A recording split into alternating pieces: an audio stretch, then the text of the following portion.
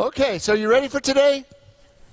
So this is week 4 in the Songs of Life. Richard is on sabbatical, 3 days in silent retreat.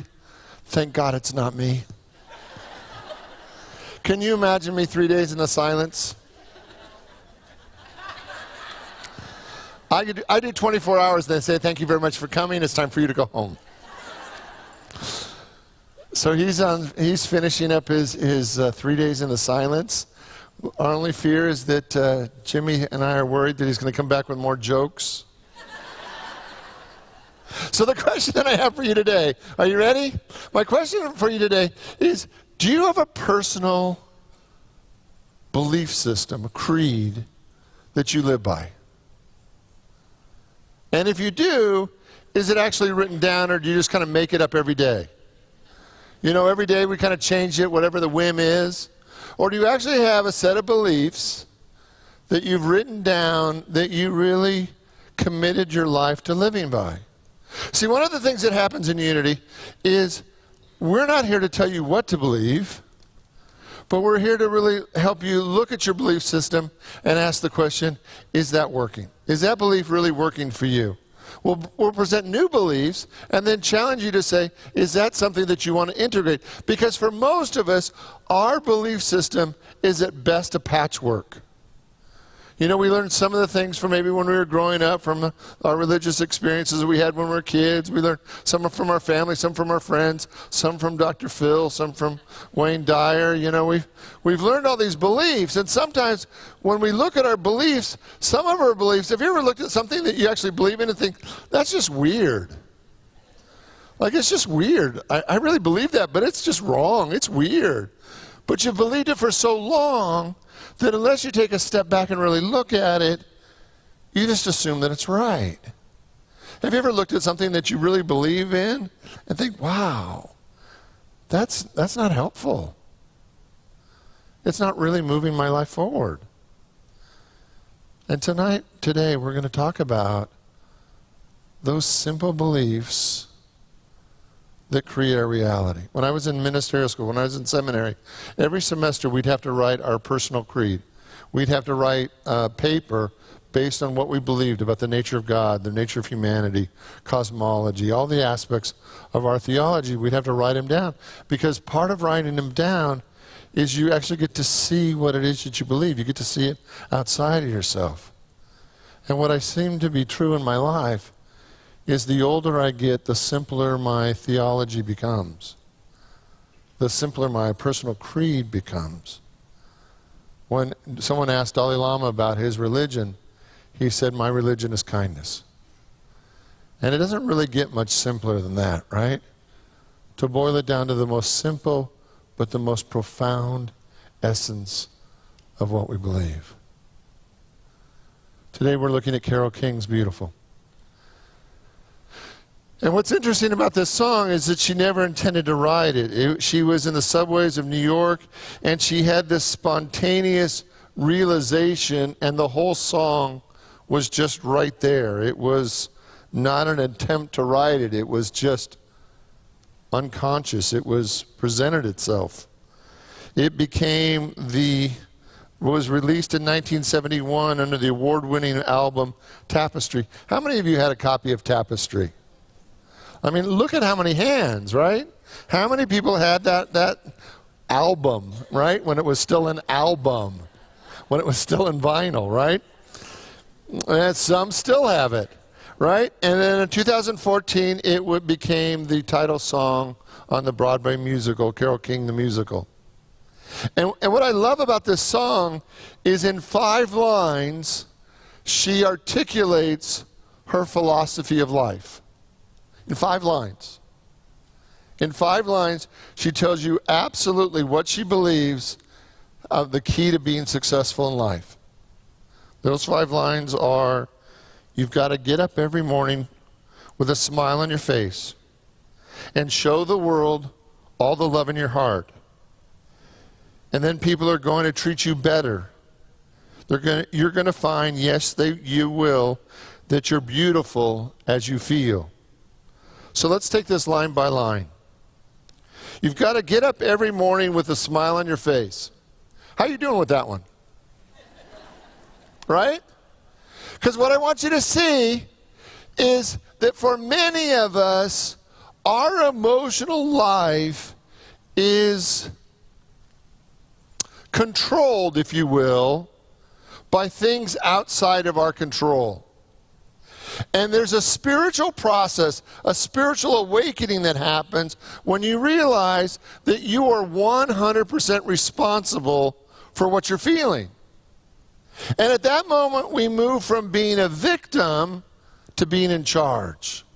So the question that I have for you is, are you in charge of your own emotions? Or is your spouse, your ex-spouse, your parents, your children, your employer, your employee, are they the ones that are pushing your buttons and making you feel a certain way? And what I want you to see today is that everything begins to change when you know that you're in control of what you feel. Will you say with me? I'm in charge of what I feel. Together? I'm in charge of what I feel. Now let's say it like we're actually excited about it, okay? I'm in charge of what I feel. One more time. I'm in charge of what I feel. Now, she's not saying get up every morning with overflowing joy, right? What she says is get up every morning with a smile on your face. Now, who has control over whether there's a smile on your face? Is it you or is it somebody else? See, I want you to see that this is really a step to mastery. When we master our emotions, we've mastered 95% of life. When you decide every day how you're going to show up, you begin to win at life over and over and over again. And who gets to decide every day if you show up with a smile on your face? You know, there's actually research on smiling. There's actually research on smiling that they can now prove that smiling changes your mood. Not that you smile, that you actually smile, you actually get happier. If you smile, you actually get happier. So we think about, we get happy, and then what? We smile. The research shows that if you smile first, it actually changes and elevates your mood. That if you're willing to smile, so let's just do it. Right? I want you to turn to the people around you, and I want you just to put on your best toothy smile. And I want you to just look at them and smile. Just look at them and smile. Come on.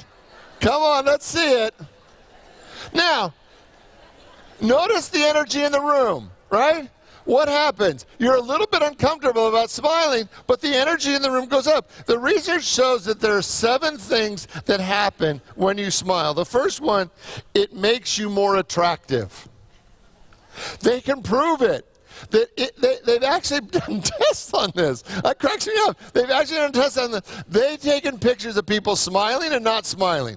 And then they had people rate them on their attractiveness. And people that were smiling were rated significantly more attractive. If you're not feeling great in your outfit today, if you smile, we will never know. We will just never know, right? So 1, smiling makes you more attractive. 2, it changes your mood.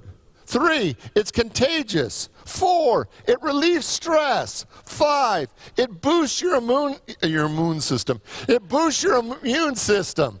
6, it lowers your blood pressure. And 7, it releases endorphins and serotonin, which both are pain management tools, just from smiling. I mean, that's a lot out of a smile. I mean, you're getting a lot of bang for your buck because it's free. All you have to do is smile, right? So the number one thing she says is what? Get up every morning with a smile on your face. The next line. And show the world what? All the love in your heart. Now, this is another kicker, right? Because how are you doing at loving? And what I'm talking about is how you doing at loving everybody, not just the people that are easy to love. Are you getting a little lazy in your heart? Or are you really being generous with love? This is what Jesus said in Matthew 5. You've heard it said that you should love your neighbors and hate your enemies. But I say to you, love your enemies and pray for those who persecute you, so that you may be sons of your Father who is in heaven. For he makes the sun rise on the evil and on the good. He sends rain on the just and on the unjust. For if you love those who love you, what reward have you? Don't even the tax collectors do the same?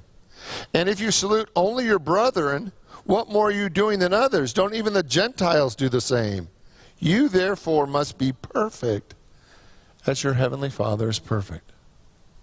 So how much love do you have in your heart? You got a lot or little? A lot or little? What I'd like to suggest is you have an infinite amount of love. Because you're connected to God, there's an infinite amount of love in you. And only when we open our heart does that infinite love of God begin to flow. And what I'd really like you to see today is that the more we are stingy with love, the more our life doesn't work. Can you, everybody, think of at least one area in your life or one person, one situation where you know that you've been holding back on love? Many times it's what the mindset is, well, they don't really love me, so I'm not really responsible for loving them. They're really not nice to me, so I'm not really responsible for being nice or kind to them. And what I'd like you to see today is that your power is in your choice. Your freedom is in your choice. What you choose with your face, with your heart, changes everything. So the question becomes, how much are you willing to love? How many of you have ever read one of the Augmandino books? Anybody read The Greatest Salesman? Remember in The Greatest Salesman, in fact it was scroll number 2, where he talks about putting a smile on your face and love in your heart every day to go to greet the world? And what he talks about is that that's actually the formula for success. The more that we're willing to do these two simple things, the more that we actually increase the probability of success. How many of you have been around here for a while? Right? How many of you feel like you're fairly, that you know spiritual principles? Right? How many of you have been hungry for your next one? Right? What I'd like to do today is take you back to the beginning. And I'd like you to see today that these two principles change everything. You want to know what your next spiritual step is? Smile more. You want to know what your next spiritual practice is? Open your heart to people who don't deserve it. Because as we smile and open our heart, we change the actual consciousness of our planet. And especially if you're not getting what you want. If your life is not functioning at the level you want, if you're not feeling as blessed as you want to feel, if you don't have as much good in your life as you truly would like, today I'm going to suggest over and over again that you simply do two things more. That you smile. It costs nothing. And you open your heart, because in the act of opening your heart, the infinite love of God flows through you. And then what does she say? What's the third line? Do you remember? Then people are going to treat you better. Right? That's the promise. Over and over again, that's the promise. As you give, so shall you receive. So as you smile more and love more, what she promises you is that people are absolutely going to treat you better. Because it's hard to be cranky with somebody who has a grin from ear to ear and is gushing with love. I mean, it's hard to be rude to them, right? They're just so happy. They're so in love with us. It's like, well, I got to give them what they want. Even if I don't want to, right? Because there's this moment in all of our lives where in the presence of that much joy and that much love, our crankiness dissolves. Can you think of a time in your life where you were really committed to being cranky? Committed to being cranky. And in the presence of somebody else's smile and their love, it's like, does that really make sense? Is that really a good choice? I am so committed to this today that if you're not getting the results that you want from life, I want you to bring it all the way back to the simplest step. How much are you smiling? Are you in control of every day of the smile on your face? And how much are you loving? Because that love opens the door to the infinite. And then what does she say? The fourth and the fifth line. You're going to find, yes you will, that you're as beautiful as you feel. Now, in the ancient world, in Greek and Roman times, beauty was the most significant path to God. Beauty was taught as the way to know God. They spent a lot of time and energy trying to perfect the body. They created great architecture. Everything was about how beautiful can we make it, because beauty was their path to God. Now, in Christianity, we kind of frowned on that, right? The idea was it was okay for God to be beautiful, but somehow it wasn't so much okay for us to be beautiful, because we felt if we were too beautiful, what would happen? Anybody?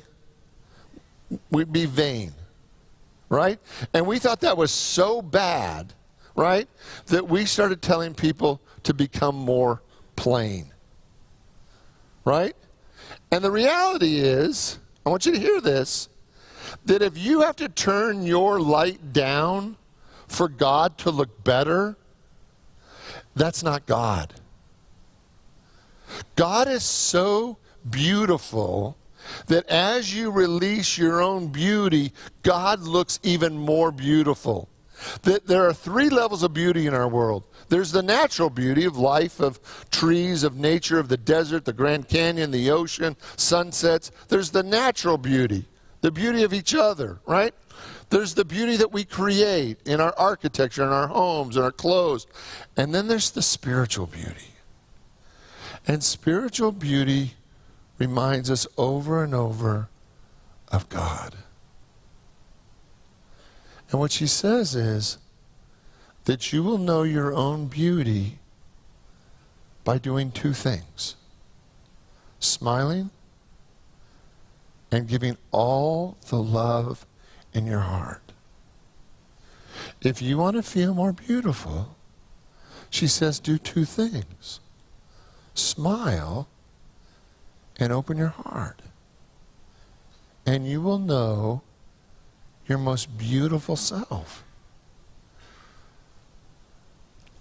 We were in a restaurant this weekend, and there was a young teenager, and it looked like she and her mom had been out shopping, and they had between them lots of packages and stuff, and they were having lunch, and we were outside. And sometimes, when you're at an outside table, the tables are so close that even if you don't want to listen, it's hard not to. It's hard not to. And the mom and the daughter were having a conversation, and everything the mom said, the daughter would pout about.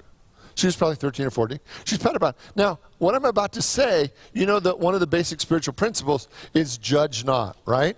Judge not. So what I'm about to say is not a judgment, it's just a perception, right?